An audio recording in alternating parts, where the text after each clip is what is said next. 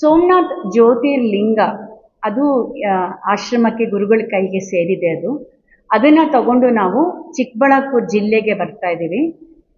14ನೇ ತಾರೀಕು ಸಂಜೆ, 15ನೇ ತಾರೀಕು ಬೆಳಗ್ಗೆ ಗುಡಿಬಂಡೆನಲ್ಲಿ, ಮತ್ತು 15ನೇ ತಾರೀಕು ಸಂಜೆ ಬಾಗೇಪಲ್ಲಿನಲ್ಲಿ ಸೋಮನಾಥ್ ಜ್ಯೋತಿರ್ಲಿಂಗದ ದರ್ಶನ ಹಾಗೂ ಸತ್ಸಂಗದ ಕಾರ್ಯಕ್ರಮನ ನಾವು ಸಾರ್ವಜನಿಕರಿಗೆಲ್ಲನೂ ಉಚಿತವಾಗಿ ನಾವು ಏರ್ಪಡಿಸಿದ್ದೀವಿ. ಹಾಗಾಗಿ ನಮಗೆ ಚಿಕ್ಕಬಳ್ಳಾಪುರ ಜಿಲ್ಲೆಯಲ್ಲಿ ಇರುವಂಥ ಎಲ್ಲರೂ ಬಂದು ಸ್ವಾಮಿಯ ದರ್ಶನ ಪಡ್ಕೊಂಡು ಪಾತ್ರರಾಗಬೇಕಂತ ಕೋರಿಕೊಂಡು ನಾವು ಈ ಕಾರ್ಯಕ್ರಮನ ನಾವು ಹಮ್ಮಿಕೊಂಡಿದ್ದೀವಿ.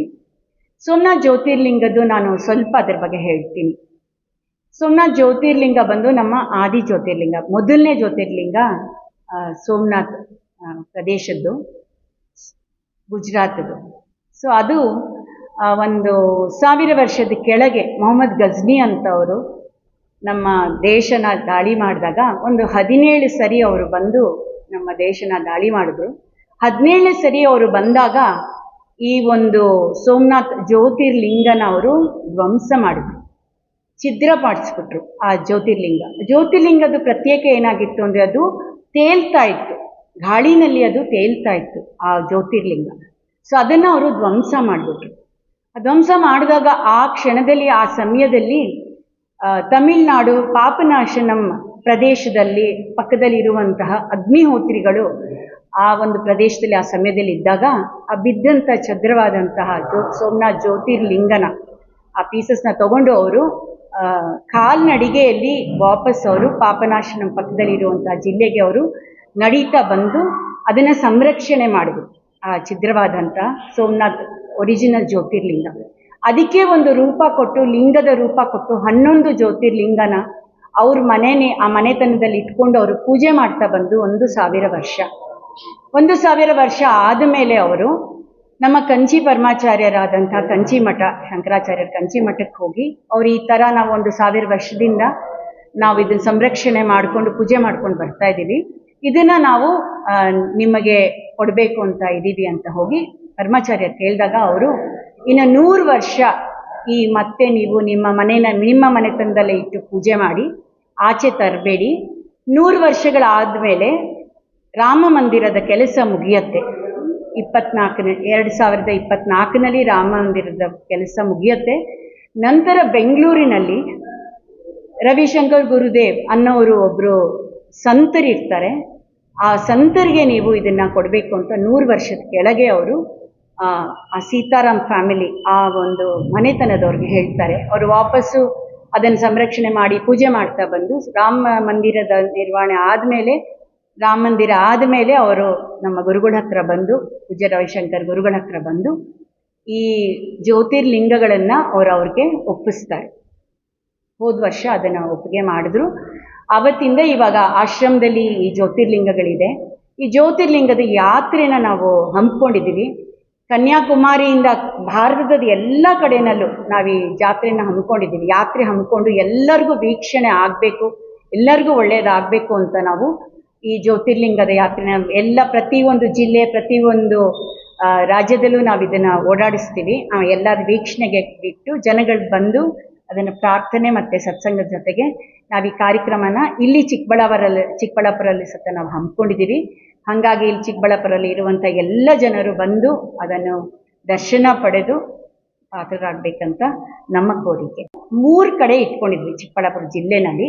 14ನೇ ತಾರೀಕು ಸಂಜೆ ಪೇಟೆ ಆಂಜನೇಯ ಸ್ವಾಮಿ ದೇವಸ್ಥಾನದ ಬೀದಿ ಇದೆಯಲ್ಲ, ಹಳೆ ಆಂಜನೇಯ ದೇವಸ್ಥಾನ ಮತ್ತು ವಾಸವಿ ದೇವಸ್ಥಾನ, ಆ ಒಂದು ದೇವಸ್ಥಾನದಲ್ಲಿ ನಾವು 14ನೇ ತಾರೀಕು ಸಂಜೆ 5:30ಯಿಂದ 9 ಗಂಟೆವರೆಗೂ ಸೋಮನಾಥ್ ಜ್ಯೋತಿರ್ಲಿಂಗ ಪೂಜೆ ಹಾಗೂ ಸತ್ಸಂಗದ ಕಾರ್ಯಕ್ರಮ ಉಚಿತವಾಗಿ ಎಲ್ಲರೂ ವೀಕ್ಷಣೆಗೆ, ನಾವು ದರ್ಶನಕ್ಕೆ ಎಲ್ಲರಿಗೂ ನಾವು ಆಹ್ವಾನ ಮಾಡ್ತಾ ಇದ್ದೀವಿ. ಸ್ವಾಗತ, ಎಲ್ಲರ ಆಧಾರದ ಒಂದು ಆತ್ಮೀಯ ಸ್ವಾಗತ ಎಲ್ಲರಿಗೂ.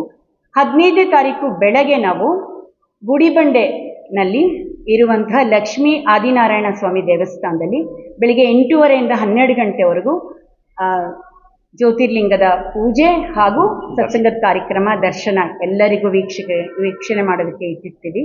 ಹಾಗೆ ಬಾಗೇಪಲ್ಲಿನಲ್ಲಿ ಸಂಜೆ ದ್ವಾರಕಾ ಪಾರ್ಟಿ ಹಾಲ್ನಲ್ಲಿ ಸಂಜೆ 5:30ಯಿಂದ 9 ಗಂಟೆವರೆಗೂ ಸೋಮನಾಥ್ ಜ್ಯೋತಿರ್ಲಿಂಗ ಪೂಜೆ, ಸತ್ಸಂಗ, ದರ್ಶನ ಎಲ್ಲರಿಗೂ ವೀಕ್ಷಣೆಗೆ ನಾವು ಇಟ್ಟಿರ್ತೀವಿ, ಎಲ್ಲರೂ ಬರ್ಬೋದು.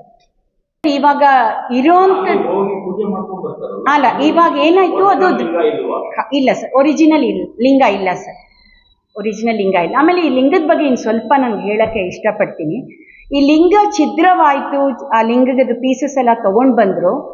ಆಮೇಲೆ ಆ ಗುರುಗಳು ಮತ್ತು ಆ ಅಗ್ನಿಹೋತ್ರಿ ಫ್ಯಾಮಿಲಿಯವರು, ಅವರು ಸೀತಾರಾಮ್ ಫ್ಯಾಮಿಲಿಯವರು, ಅವರು ಏನು ಮಾಡಿದ್ರು, ಆ ಕಲ್ಲಿನಲ್ಲಿ ಏನೋ ಒಂದು ವಿಶೇಷ, ಅವರು ಪೂಜೆ ಮಾಡ್ತಿರ್ಬೇಕಾದ್ರೆ ಆ ಕಲ್ಲು ತಿರುಗತ್ತೆ 2007ನೇ ಇಸ್ವಿನಲ್ಲಿ.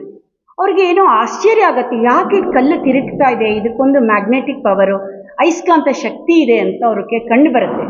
ಆಮೇಲೆ ಅವರು ಜೆಮಾಲಜಿ ಇನ್ಸ್ಟಿಟ್ಯೂಟ್ ನಮ್ಮ ಚೆನ್ನೈನಲ್ಲಿದೆ, ಅಲ್ಲಿಗೆ ಈ ಕಲ್ಲನ್ನು ಕೊಟ್ಟು ಅದನ್ನು ಸಂಪೂರ್ಣವಾಗಿ ಪ್ರಯೋಗಶಾಲೆಯಲ್ಲಿ ಅದನ್ನು ಎಲ್ಲ ಚೆಕ್ ಮಾಡಿಸ್ತಾರೆ. ಅವಾಗ ಮಾಡಿಸಿದಾಗ ಜಿಯಾಲಜಿಸ್ಟ್ಗಳು ನೋಡ್ತಾರೆ, ಅದರಲ್ಲಿ ಒಂದು ಮಧ್ಯದಲ್ಲಿ ಅಯಸ್ಕಾಂತ ಶಕ್ತಿ ಇದೆ. ನಾರ್ಮಲಿ ಅಯಸ್ಕಾಂತ ಶಕ್ತಿ ಪೋಲ್ಸಲ್ಲಿರುತ್ತೆ, ನಾರ್ತ್ ಆ್ಯಂಡ್ ಸೌತ್ ಅಲ್ವಾ, ಉತ್ತರ ಮತ್ತು ದಕ್ಷಿಣದಲ್ಲಿರುತ್ತೆ. ಯಾವುದೇ ಒಂದು ನೀವು ತಗೊಂಡ್ರೆ ಯಾವುದದು ಅಯಸ್ಕಾಂತ ಶಕ್ತಿ ಇರುವಂಥ ವಸ್ತು, ಇದರಲ್ಲಿ ಏನಿದೆ ಅಂದರೆ ಮಧ್ಯದಲ್ಲಿದೆ. ಮತ್ತು ಇದರಲ್ಲಿ ಇರುವಂತಹ ಎಲಿಮೆಂಟ್ಸು ಏನೇನಿದೆ, ಕೆಮಿಕಲ್ ಕಾಂಪೋಸಿಷನ್ಸ್ ನೋಡಿದಾಗ ಎಲ್ಲ ಚೆಕ್ ಮಾಡಿದಾಗ ಅಲ್ಲಿರುವಂತಹ ಕಬ್ಬಿಣ ಅಂಶ ಬಹಳ ಕಡಿಮೆ ಇದೆ, ಜಾಸ್ತಿ ಇಲ್ಲ. ಬೇರೆ ಯುರೇನಿಯಮು, ಬೇರಿನಿಯಮ್ ಅದೆಲ್ಲ ಇದೆ ಅದರಲ್ಲಿ. ಹಾಗಾಗಿ ಸಂಶೋಧನೆ ಮಾಡಿದಾಗ ವಿಜ್ಞಾನಿಗಳು ಹೇಳ್ತಾ ಇದ್ದಾರೆ, ಈ ಥರ ಒಂದು ಕಲ್ಲು ಈ ಪ್ರಪಂಚದಲ್ಲಿ ಭೂಮಿ ಮೇಲೆ ಇಲ್ಲ ಅಂತ ಹೇಳ್ತಾ ಇದ್ದಾರೆ. ಇದು ಯಾವುದೇ ಕಲ್ಲಿಗೂ ಇದರಲ್ಲಿ ಇರುವಂತಹ ಶಕ್ತಿ ಆಗಲಿ ಅಥವಾ ಇದರಲ್ಲಿ ಇರುವಂಥ ಕೆಮಿಕಲ್ ಕಾಂಪೋಸಿಷನ್ಸು ಭೂಮಿ ಮೇಲೆ ಇರುವಂಥ ಕಲ್ಲಲ್ಲಿ ಇಲ್ಲ. ಸೊ ಈ ಕಲ್ಲು ಒಂದು ಮೀಟ್ರಾಯ್ಡ್ ಇಂದ ಬಂದಿರ್ಬೋದು ಅಥವಾ ಬೇರೆ ಒಂದು ಗ್ರಹದಿಂದ ಇಲ್ಲಿ ಬಂದಿರ್ಬೋದು ಅನ್ನೋದು ಒಂದು ಅವರ ಒಂದು ಸಂಶೋಧನೆಯಲ್ಲಿ ಇದು ಕಂಡು ಬಂದಿದೆ, ಈ ಕಲ್ಲಲ್ಲಿ ಇರುವಂತಹ ಅದೊಂದು ಶಕ್ತಿ. ಸೊ ನಾವು ವಿಡಿಯೋ ಒಂದು ಶೇರ್ ಮಾಡಿದ್ದೀನಿ ನಾನು ಪಬ್ಲಿಕ್ ಟಿವಿನಲ್ಲಿ, ಗುರುಗಳು ಕೊಟ್ಟಿರುವಂಥ ಇಂಟರ್ವ್ಯೂ. ಅದರಲ್ಲಿ ಗುರುಗಳು ಅದನ್ನು ತೋರಿಸ್ತಾರೆ, ಅದು ಹೇಗೆ ಅಯಸ್ಕಾಂತ ಶಕ್ತಿ ಇದೆ ಅಂತ. ಆ ಒಂದು ಇರುವಂಥ ಲಿಂಗಗಳಿಗೆ 11 ಲಿಂಗಗಳಿದೆ. ಅದು ಆ 11 ಲಿಂಗಗಳು ಆಶ್ರಮದಲ್ಲಿದೆ. ಅದು ಇಲ್ಲಿ ಬರುತ್ತೆ, ಇಲ್ಲಿ ಪೂಜೆಗೆ ಅದನ್ನು ಇಡ್ತಾರೆ. ನಿಮ್ಮೆಲ್ಲರೂ ಅದರ ಆಶೀರ್ವಾದ ಪಡೀತಾ ಅಂತ ಆರ್ಟ್ ಆಫ್ ಲಿವಿಂಗ್ ಸಂಸ್ಥೆಯಲ್ಲಿ ನಾನು ಶಿಕ್ಷಕಿಯಾಗಿ ನನ್ನ ಸೇವೆಯನ್ನು ಸಲ್ಲಿಸ್ತಾ ಇದ್ದೀನಿ.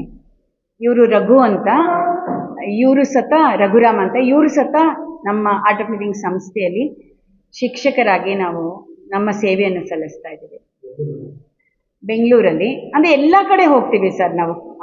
ಬೆಂಗಳೂರು ಒಂದೇ ಅಲ್ಲ, ಕರ್ನಾಟಕದಾದ್ಯಂತ ನಾವು ನಮ್ಮ ಕಾರ್ಯಚಟುವಟಿಕೆಗಳನ್ನ ಮಾಡ್ತೀವಿ. ಭಾರತದಲ್ಲಿ, ಹೊರದೇಶದಲ್ಲಿ ಎಲ್ಲ ಕಡೆ ಹೋಗಿ ಸ್ವಯಂ ಸೇವಕರಾಗಿ ನಾವು ನಮ್ಮ ಸಂಸ್ಥೆಯ ಚಟುವಟಿಕೆಗಳನ್ನ ನಾವು ಮುಂದೂಡ್ತಾ ಹೋಗ್ತಾ ಇದ್ದೀವಿ. ಇವತ್ತಿನ ದಿವಸಕ್ಕೆ ಬಂದು ಅದನ್ನು ಅವರು ಲಿಂಗ ರೂಪ ಕೊಟ್ಟಿದ್ದಾರೆ. ಲಿಂಗ ರೂಪ ಕೊಟ್ಟು ಅದನ್ನಿಟ್ಟು ಪೂಜೆ ಮಾಡಿ ಸಂರಕ್ಷಣೆ ಮಾಡಿದ್ದಾರೆ.